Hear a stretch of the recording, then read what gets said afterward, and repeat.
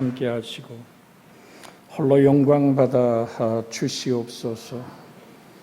우리의 발걸음을 인도하시는 주님, 우리의 찬송 속에 거하시는 주님 홀로 영화롭고 존귀케 되옵소서. 구주 예수님의 이름으로 기도하옵나이다. 아멘. 앞뒤로 인사합니다. 주님 이 자리에 계십니다.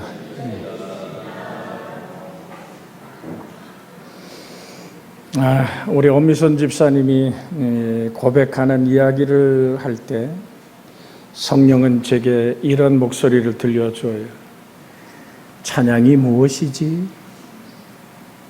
나를 향한 고백이요, 나를 영화롭게 하는 경배가 아니더니 내가 이미 연습할 때 나는 너의 찬양을 흠양했노라.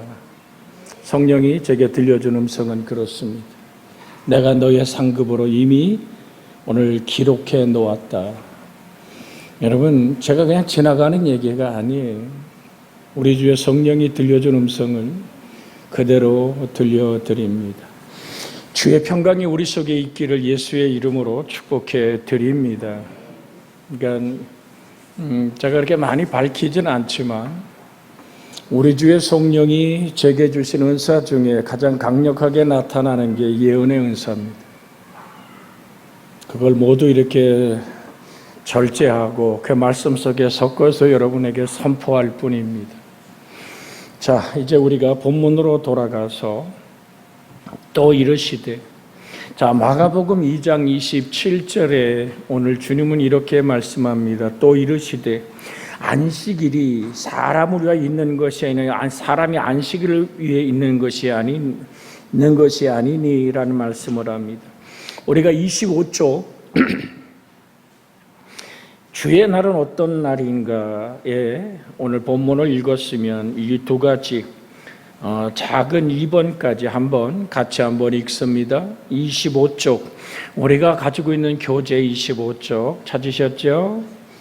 같이 읽습니다. 하나님이 천지를 창조하시고 일곱째 날에 쉬셨으니 주의 날은 창조의 신앙을 고백하는 날이요, 주께서 십자가에 달려 죽으셨다가 주일 아침 부활하셨으니 주의 날은 부활의 신앙을 고백하는 날이요, 주의 날은 영원한 안식의 그림자로 주신 날이므로 안식 신앙을 고백하는 날이다.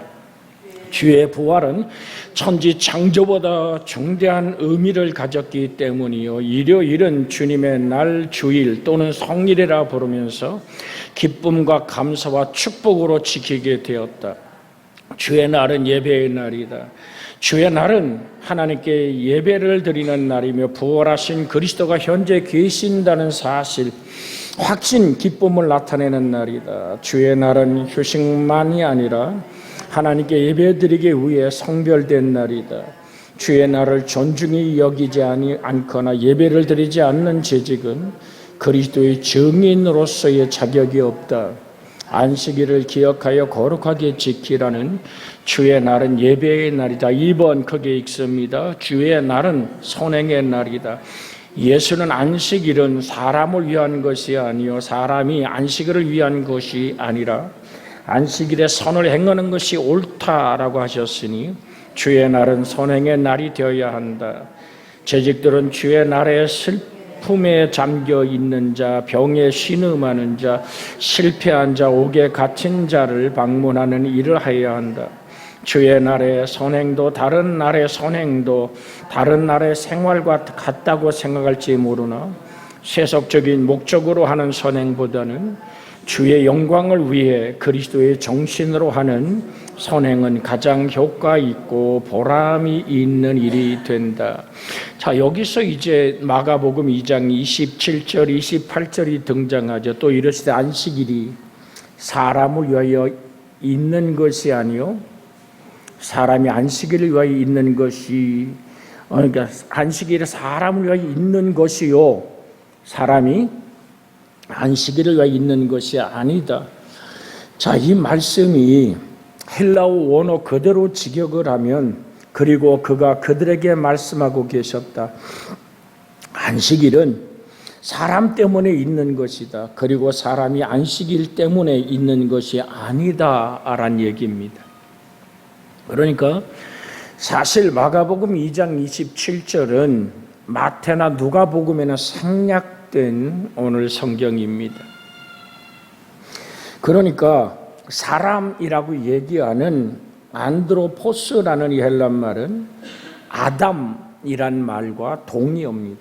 여러분, 아담은 사람 이름이 아니에요. 아담이란 말은 사람이라는 히브리 말입니다. 이것은 또한 남성도 여성도 아니라 중성으로 쓰여 있습니다.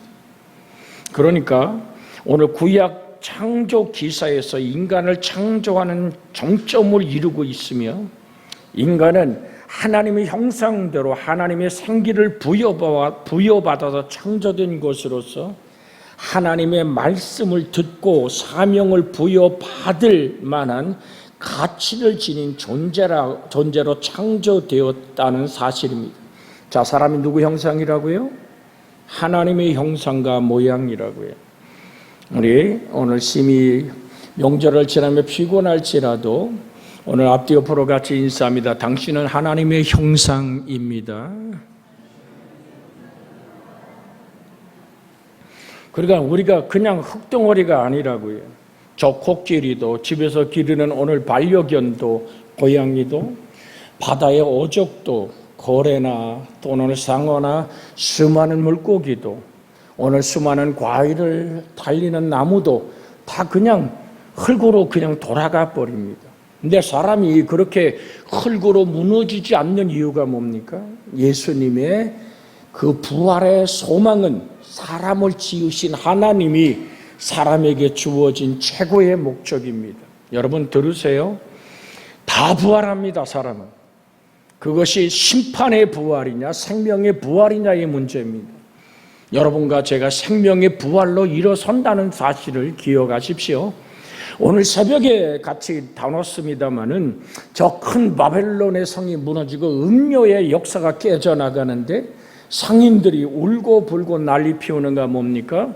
금과 은과 보석과 옷과 수많은 향품과 그리고 모든 진귀한 그릇들이 더 이상 장사가 안 되는 거거든요. 여러분 보십시오. 금이 가치 있다고 정한 것은 누굽니까? 여러분, 그것이 또한 다이아몬드가 모든 금보다 뛰어난 가치를 두는 것은 누가 정한 겁니까? 여러분, 사람이 우리가 쓰는 화폐를 넘어서 또 다른 오늘 그 가치를 두었기 때문에 그렇지 않습니까? 여러분, 우리는 항상 기억하십시오. 그게 하나님의 나라에 가치가 있을까요?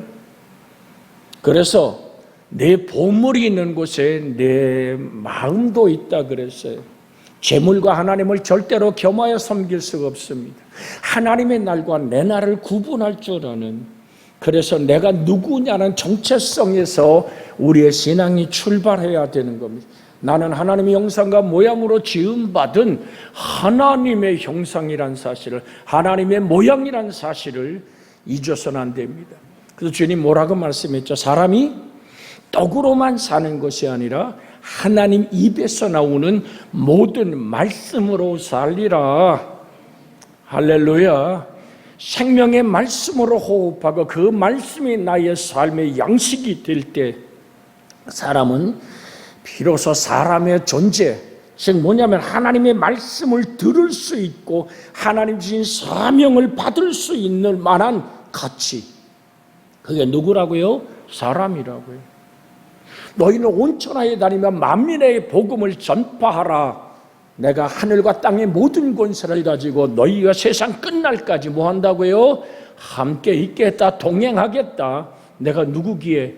하나님의 형상과 모양으로 지어진 하나님의 사랑이기에 기꺼이 독생하신 하나님을 내어줘 그가 십자가에 온몸을 깨뜨려 나를 위한 산제물이 되신 그리스도, 그 사랑으로 내가 지음받은 사람이 마땅히 지킬 것은 하나님의 말씀을 듣고 하나님의 나를 지키며 하나님의 거룩한 뜻을 이루는 거거든요. 자, 우리가 전도서 마지막 장에 있는 전도서 12장에 있는 말씀 한번 봅니다. 전도서 12장 찾으셨어요? 같이 전도서 12장 13절입니다. 전도서 12장 13절 같이 한번 읽습니다. 예. 우리 지영이가 아주 열심히 해줘서 내가 고마워. 반주는 민지가 하는데 방송실에 누가 있나 봤더니 우리 지영이가 있어요. 같이 한번 읽습니다. 시작. 이래 결국을 다 들었으니 하나님을 경외하고 그의 명령들을 지킬지어다. 이것이 모든 사람의 본분이니라. 자, 이래 결국을 다 들었으니 하나님을 경외하고 그의 명령을 지킬지어다. 자, 하나님을 경외하며 그의 명령을 지키고 그가 주신 사명을, 그의 명령이 뭡니까? 나를 향한 하나님의 부르심의 사명을 지킬 것이다. 이것이 뭐라고요? 사람의 본분이란 말입니다. 자, 사람이라고 우리에게 불려진 그 뿌리가 어디입니까? 창세기 5장 2절에 보면 남자와 여자를 창조하시고 그들이 창조되던 날에 하나님이 그들에게 복을 주시고, 그들의 창세기 5장 2절에 그들에게 복을 주시고, 시작, 그 다음 그들의 이름을 사람이라 뭐었다고요? 일컬으셨더라. 자, 나를 사람이라고 부르신 분이 누구라고요? 하나님이란 말이죠. 그래서 사람은 하나님의 형상과 모양으로 지어졌고 그의 명령을 지키며 하나님을 경외하는 것이 사람의 뭐다? 본분이다. 할렐루야. 그래서 우리는 하나님의 말씀을 듣고 주의 사명을 부여받을 만한 가치를 진 존재로 창조되었다. 그런데 불순종으로 인하여 사망으로 옮겨져 버린 거거든요. 자, 불순종의 죄의 값은 사망이요, 하나님의 은사는 우리 주 예수 그리스도 안에는 영생이라고 로마서 6장 23절에 말하고 있죠. 자, 그러면 로마서 5장 12절에 있는 말씀을 한번 읽겠습니다. 로마서 5장 12절에 있는 말씀입니다. 같이 읽습니다. 그러므로 한 사람으로 말미암아 죄가 세상에 들어오고 죄로 말미암아 사망이 들어왔나니 이와 같이 모든 사람이 죄를 지었으므로 사망이 모든 사람에게 이르렀느니라고 말합니다. 자, 아담, 하와. 지금 후쿠시마 원전에서 모든 것을 처리해서 바다로 그 오염수로 흘려보내는 일에 왜 전 세계가 그렇게 신경을 곤두세우고 그걸 감시합니까? 거기서 흘러내리는 물 중에 핵이 갖고 있는 그 나쁜 것들이 물고기가 먹고 물고기가 우리 속에 들어왔을 때 우리의 유전자에, 우리 DNA에 변화를 일으키기 때문이잖아요. 그것이 사람을 암으로 병들게 하고 사람의 오늘 생명을 위협하게 제대로 걸러졌느냐를 보는 거예요. 무슨 얘기인 줄 아시죠? 아담과 하와는 하나님의 형상대로 지었는데 선악을 알게 하는 실과의 나무를 먹지 말라, 하나님의 주권을 넘어서지 말라고 분명히 얘기했음에도 불구하고 사단은 하나님이 너한테 한 가지 속인 게 있어. 너 다 얘기한 것 같아? 왜 저거 먹지 말라 그런지 알아? 그 질문으로 사람의 오늘 그 의문을 파고드는 거거든. 그러면서 그럴까 아닐까 할 때 너 저거 먹으면 하나님처럼 될까 봐 하나님이 숨긴 거야. 그럴 때 거기에 마음이 뺏기는 순간 바라보니까 먹음직도 하고 보암직도 하고 탐스럽기도 하고 그거 먹으면 막 하나님처럼 될 것 같은 욕망이 가슴 속에서 솟아나기 시작했거든요. 그래서 자기 의지를 가지고 하나님처럼 되보려고 사단이 도전했던 그 자리에 또다시 아담과 하와가 도전하면서 하나님처럼 된 게 아니라 어떻게 됐어요? 마귀처럼 돼버렸고, 지금 로마서 5장 12절의 말씀처럼 사망이 유전이, 영적인 유전이 되어 자자손손이 죽음이 덮여버린 인생이 된 거거든요. 신약에서 인간은 죄인이라는 사실을 전제로 하고 있기 때문에, 그럼 죄인이란 말은 뭡니까? 죄에서 벗어난 구원받을 존재란 얘기입니다.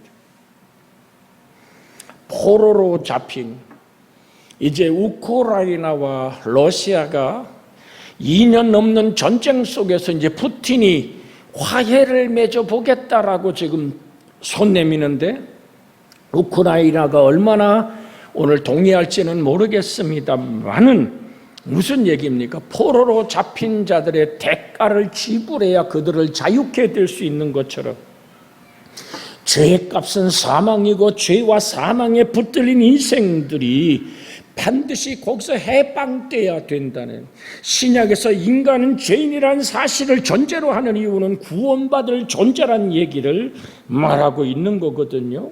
마가복음 1장 15절에 보면 이르시되 때가 찼고 하나님의 나라가 가까웠으니 회개하고 복음을 믿으라 하시더란 말씀이 있습니다. 오늘 마가복음 1장 15절 같이 한번 읽어볼까요? 마가복음 1장 15절 이르시되 때가 찼고 하나님의 나라가 가까웠으니 회개하고 복음을 믿으라 하시더라. 자, 이게 무슨 얘기입니까? 회개하고 복음을 믿어라. 회개란 메타노이아란 얘기는 이제는 돌아서라. 너희 마음으로 영접하여 그 이름을 믿어라. 그리고 복음을 믿어라. 자, 복음은 뭐라 그랬어요? 늘 여러분에게 강조해서 드렸던 얘기가 뭡니까? 복음은 누가 시작했어요? 하나님 아버지가 시작한 겁니다. 이게 무슨 얘기냐 하면, 자, 복음이란 성부 하나님께서 시작되었고, 왜? 하나님 아버지의 마음은 구원입니다. 구원이 필요하다는 것은 죄의 값인 사망에 갇혀 있다는 얘기잖아요. 자, 요한복음 3장 16절 같이 암송합니다. 하나님이 세상을 이처럼 사랑하사 독생자를 주셨으니 이는 누구든지 저를 믿는 자마다 멸망하지 않고 영생을 얻게 하려 하십니다.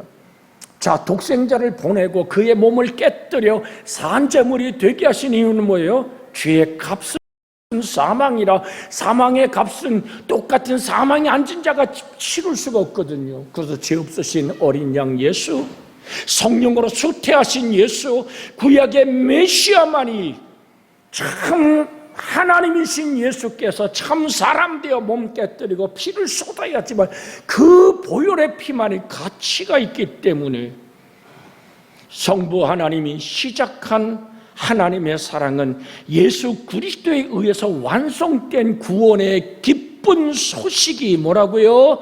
복음이다. 같이 합니다. 예수 그리스도에 의해서